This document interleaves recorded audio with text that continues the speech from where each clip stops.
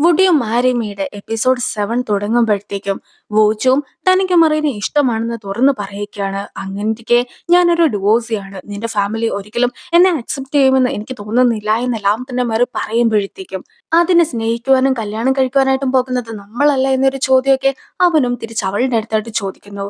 കല്യാണവും ഡേറ്റിങ്ങും രണ്ടാണ്. കല്യാണമൊക്കെ കഴിക്കുക എന്ന് വെച്ചാൽ അത് വലിയൊരു തീരുമാനമാണ്. അങ്ങനെ ഇരിക്കെ നിന്റെ കയ്യിൽ അതിന് മാത്രം സേവിങ്സ് ഒക്കെ ഉണ്ടോ എന്നൊരു ചോദ്യം അവളും അവനോടായിട്ട് ചോദിക്കുകയാണ്. അതായത് അവന്റെ ഡ്രസ്സും കാര്യങ്ങളൊക്കെ കണ്ടിട്ടുണ്ടെങ്കിൽ ഒരിക്കലും പണമൊന്നും സേവ് ചെയ്യുന്ന കൂട്ടത്തിലല്ല എന്നും ഡ്രസ്സൊക്കെ മേടിച്ച് കാശ് കളയുന്ന കൂട്ടത്തിലാണ് എന്നും തനിക്ക് തോന്നിയിട്ടുണ്ടായിരുന്നു എന്നൊക്കെ അവളും തുറന്നു പറയുന്നു. ഞാൻ അങ്ങനെ സാധാരണ ഡ്രസ്സൊക്കെ മേടിച്ച് കാശ് കളയുന്ന കൂട്ടത്തിലൊന്നും അല്ല. പിന്നെ ഇന്ന് നമ്മൾ ഫുഡ് കഴിക്കുവാനായിട്ട് ഒന്നിച്ച് കൂടാമെന്ന് പറഞ്ഞത് കൊണ്ട് മാത്രമാണ് ഇതുപോലത്തെ ഡ്രസ്സൊക്കെ ഇട്ടിട്ടുണ്ടായിരുന്നത്.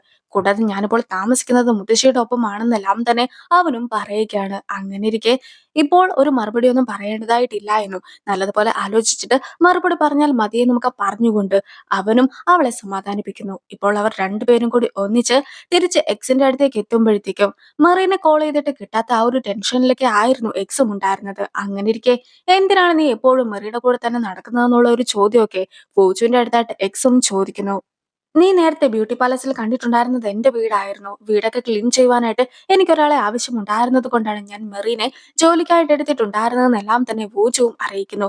അത് കേട്ട് എക്സിന് ദേഷ്യം തോന്നുകയാണ്. നിനക്ക് ശരിക്കും മെറിയുടെ അടുത്തൊരു ഇഷ്ടമൊക്കെ ഇല്ലേ? അതുകൊണ്ടല്ലേ നീ ഇതുപോലത്തെ ഒരു ജോലിയൊക്കെ അവളെ ഏൽപ്പിച്ചിട്ടുണ്ടായിരുന്നത്. ആ ഒരു എക്സ്ക്യൂസ് പറഞ്ഞിട്ട് നിനക്ക് ഇടയ്ക്കിടയ്ക്ക് അവളെ കാണുവാനായിട്ട് വരാമല്ലോ. അതല്ലായിരുന്നോ നിന്റെ ശരിക്കുമുള്ള ഉദ്ദേശം എന്നെല്ലാം തന്നെ ഇപ്പോൾ എക്സ് ചോദിക്കുമ്പോഴത്തേക്കും നീ ഇങ്ങനൊന്നും സംസാരിക്കുവാനായിട്ട് പാടില്ല. എന്റെ ഒരു ക്ലയന്റിന്റെ ടീം ലീഡാണ് അവൻ. സോ അവന്റെ അടുത്ത് മാന്യമായിട്ടുള്ള രീതിയിൽ മാത്രമേ സംസാരിക്കാവൂ എന്ന് പറഞ്ഞ് എക്സിനെ തിരുത്തുവാനായിട്ട് മെറിയും ശ്രമിക്കുന്നു. ഇപ്പോൾ വൂചു വീണ്ടും എക്സിനെ ബെഡിലൊക്കെ കൊണ്ടുവന്ന് കിടത്തുകയാണ്. അങ്ങനെ ഇരിക്കെ മെറിക്കൊരു മെസ്സേജ് വരുന്നു. അതായത് അവൾ കോഫി ഷോപ്പുമായി ബന്ധപ്പെട്ട് ഒരു ലോഗോ ഒക്കെ ഉണ്ടാക്കിയിട്ടുണ്ടായിരുന്നു. പക്ഷെ കോഫി ഷോപ്പിലെ ഓണർക്ക് ആ ലോഗോ ഇഷ്ടപ്പെട്ടിട്ടില്ല. സോ അതൊക്കെ ഒന്ന് റെഡിയാക്കുവാനായിട്ട് ഓഫീസിലേക്ക് പെട്ടെന്ന് എത്താമോ എന്ന് ചോദിച്ചുകൊണ്ടാണ് അവൾക്ക് ഫ്രണ്ട് മെസ്സേജ് അയച്ചിട്ടുള്ളത്. ഇപ്പോൾ ഒരു അത്യാവശ്യ കാര്യം ആയതുകൊണ്ട് തന്നെ നീ അവിടേക്ക് പോയിക്കോ, ഇവന്റെ കാര്യമൊക്കെ ഞാൻ നോക്കിക്കോളാം എന്ന് പറഞ്ഞ് വൂചു മെറിനെ പറഞ്ഞയക്കുന്നു. മെറി പോയത് എക്സിന് ഒട്ടും തന്നെ ഇഷ്ടപ്പെട്ടിട്ടുണ്ടായിരുന്നില്ല. കൂടാതെ ഇപ്പോൾ വൂച്ചു പറയുന്ന ഒരു കാര്യവും കേൾക്കാതെ ആകെ ബഹളമൊക്കെ ഉണ്ടാക്കിയിരിക്കുകയായിരുന്നു എക്സും. അങ്ങനെ ഇരിക്കെ എക്സിന്റെ ശല്യം സഹിക്കുവാൻ സാധിക്കാതിരുന്നിട്ടുണ്ടായിരുന്ന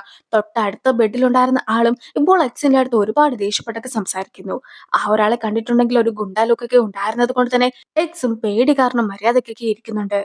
നിലവിൽ കോയുടെ വൈഫ് കൊടുത്തിട്ടുണ്ടായിരുന്ന ഫയൽസ് എല്ലാം തന്നെ ചെക്ക് ചെയ്ത് നോക്കിയിട്ടുണ്ടായിരുന്ന മുത്തശ്ശിയും നമ്മുടെ കമ്പനിയുമായി ബന്ധപ്പെട്ട് നടന്ന അഴിമതികളെ കുറിച്ചുള്ള ഫയൽസ് ഒക്കെയാണ് ഇത്.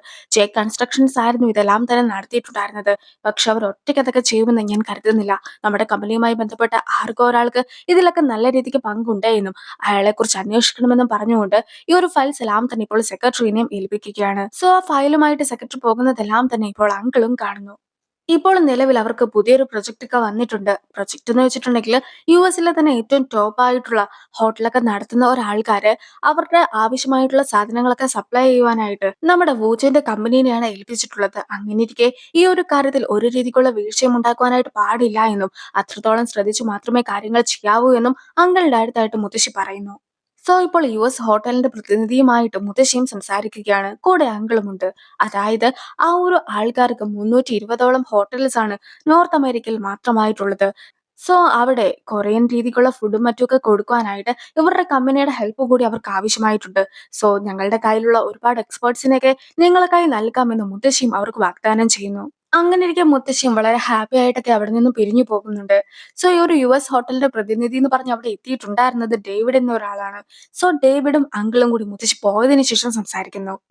ഇത് ശരിക്കും ഒരു ഉഡായിപ്പ് പ്രൊജക്റ്റ് ആയിരുന്നു. അതായത് ഈ ഒരു ഡേവിഡ് നേരത്തെ വർക്ക് ചെയ്തിട്ടുണ്ടായിരുന്നത് ആ ഒരു കമ്പനിക്ക് വേണ്ടി ആയിരുന്നെങ്കിൽ പോലും ഇപ്പോൾ അയാൾ ജോലിയൊക്കെ ഉപേക്ഷിച്ചിരിക്കുകയാണ്. പക്ഷേ അങ്കിൾ പറഞ്ഞത് പ്രകാരം കമ്പനിയിൽ നിന്നുമുള്ള കുറച്ച് പണമൊക്കെ തട്ടുവാനായിട്ട് ഫേക്ക് ആയിട്ടുള്ള ഒരു പ്രൊജക്റ്റുമായിട്ടാണ് ഇപ്പോൾ അവർ ഇറങ്ങിയിട്ടുള്ളത്.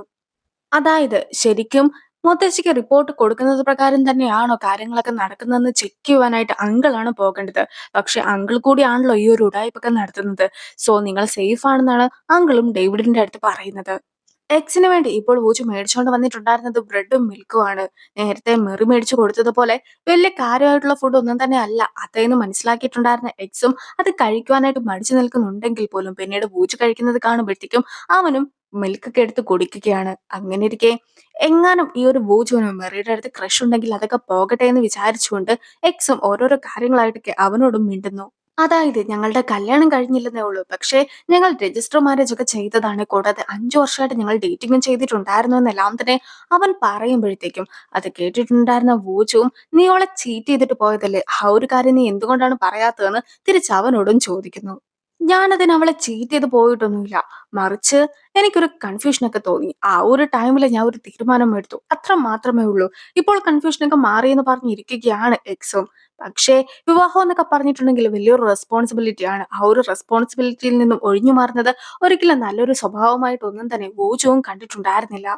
എന്തായാലും നിന്നെ മെറി സ്നേഹിക്കുന്നൊന്നും നീ വിചാരിക്കണ്ട. അവള് ലുക്കുള്ള ആണുങ്ങളെ മാത്രമേ നോക്കുകയുള്ളൂ എന്ന് പറഞ്ഞിട്ട് തന്റെ ലുക്കിലൊക്കെ വളരെയധികം കോൺഫിഡന്റ് ആയിട്ടായിരുന്നു എക്സും ഇരുന്നിട്ടുണ്ടായിരുന്നത്. നേരത്തെ ജോഗിംഗ് ഒക്കെ ചെയ്യുന്നതിനിടയ്ക്ക് അറ്റാക്ക് വന്നിട്ടുണ്ടായിരുന്ന ഒരു സ്ത്രീ ഉണ്ടല്ലോ, അവര് ഇപ്പോൾ ജിൻകുങ്ങിനെ കോൾ ചെയ്യുകയാണ്. അവരിപ്പോൾ ഓക്കെ ആയെന്നും അതുകൊണ്ട് തന്നെ ജിൻകുങ്ങിനും സെക്രട്ടറിക്കും ഒരു ട്രീറ്റ് കൊടുക്കാനായിട്ട് പ്ലാൻ ചെയ്യുന്നുണ്ടെന്നുമുള്ള കാര്യമെല്ലാം തന്നെ ജിൻകുങ്ങിനും അവർ അറിയിക്കുന്നു. അങ്ങനെ ഇരിക്കെ ആയിരുന്നു നമ്മുടെ എക്സിന്റെ അമ്മയും അനിയത്തിയും കൂടി ഹോസ്പിറ്റലിലേക്ക് ഓടി വന്നിട്ടുണ്ടായിരുന്നത്.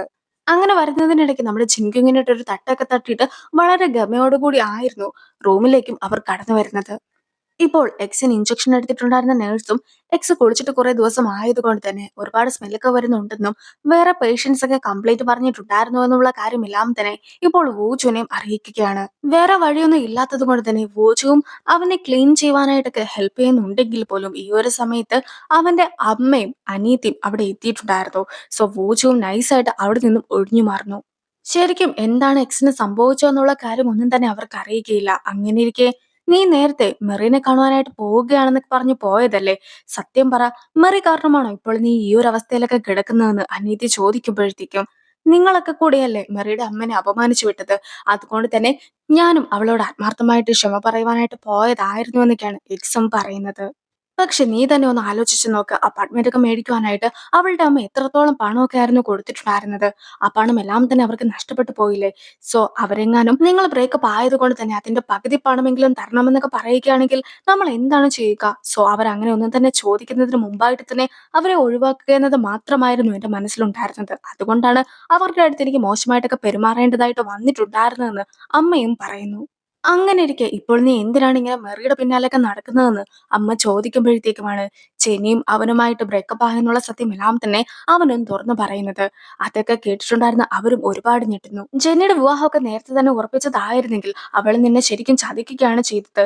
രണ്ടു പേരുടെ അടുത്ത് ഒരേപോലെ റിലേഷൻഷിപ്പിലൊക്കെ തുടരുവാനായിട്ട് അവളും ആഗ്രഹിച്ചു. അതൊന്നും തന്നെ ശരിയല്ല എന്നൊക്കെ പറഞ്ഞിട്ട് സ്വന്തം മകനും ഇതേ തെറ്റ് തന്നെയാണ് ചെയ്തതെങ്കിൽ പോലും അതെല്ലാം മറച്ചു വെച്ചിട്ട് ജെനിയാണ് ഏറ്റവും വലിയ തെറ്റുകാരി എന്ന രീതിക്കാണ് അമ്മയും സംസാരിക്കുന്നത്.